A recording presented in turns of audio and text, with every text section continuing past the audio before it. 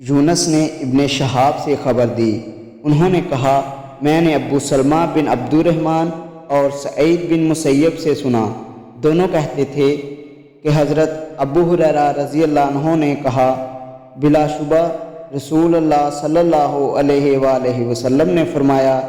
زانی زنا نہیں کرتا کہ جب زنا کر رہا ہو تو وہ مومن ہو، چور چوری نہیں کرتا کہ جب چوری کر رہا ہو تو وہ مومن ہو، شرابی شراب نہیں پیتا کہ جب شراب پی رہا ہو تو وہ مومن ہو۔